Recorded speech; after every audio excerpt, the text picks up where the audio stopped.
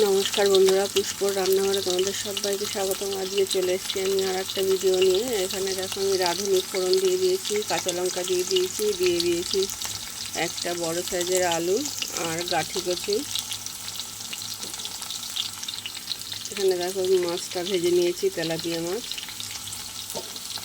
চলো এবারে আমি কোনো মশলা কিন্তু আমি দেবো না বন্ধুরা, শুধু নুন হলুদ দেবো।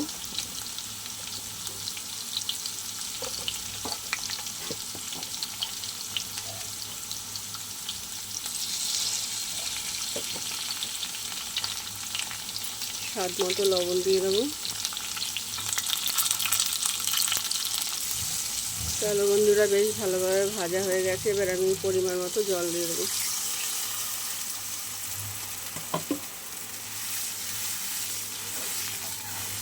চলো এবার সুন্দরভাবে ফুটে নিই, তখন আমি মাছগুলো দেবো। চলো ঢাকা দিয়ে দিই।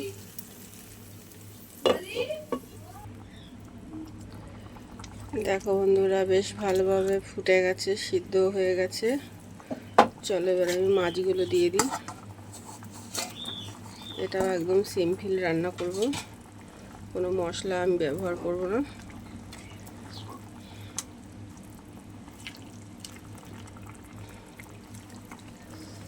চলো মাছগুলো দিয়ে এবার একটু ফুটিয়ে নিই। বড় বড় মাছ তো, ভেতরে একটু